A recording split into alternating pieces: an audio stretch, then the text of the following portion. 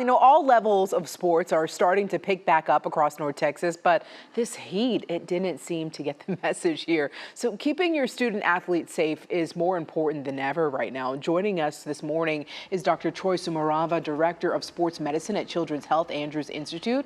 Good morning, Dr. Smurawa. Good morning. Thank you for having me this morning. Yes, of course. Okay, so most of this weekend's high school football games, they were pushed back to avoid the extreme heat. It's been really, really hot. Does that do any good? Yeah, that's actually an excellent idea. The important thing is just try to avoid the height of the heat during the middle of the day or during the times when it's the highest. So actually practicing and having games in the early morning or in later evening avoids the ambient temperature rise and also avoids the solar radiation effect on the heat. Ooh, what about those early morning practices? Well, the early morning practices are actually really good because at that time the humidity hasn't risen as high as it will during the rest of the day, and the sun hasn't rose so that there's more radiation from the sun affecting the athletes as they practice outside.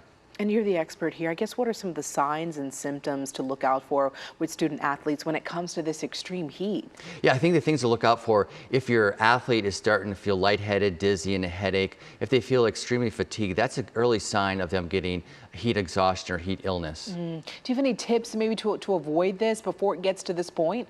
I think the key things is that to move your practice times in your games early later in the evening, early in the morning.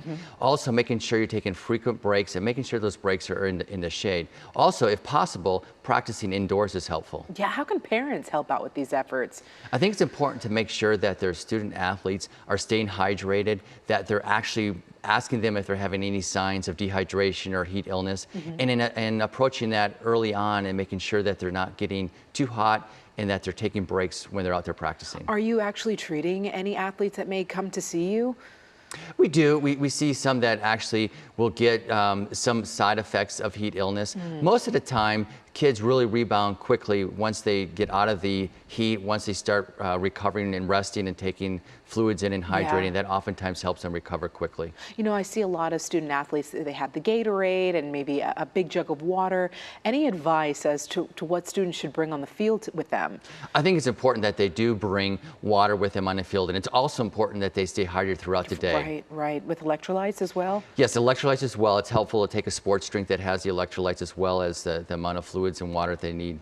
And I guess as we get later into the year, what should parents look out for as well?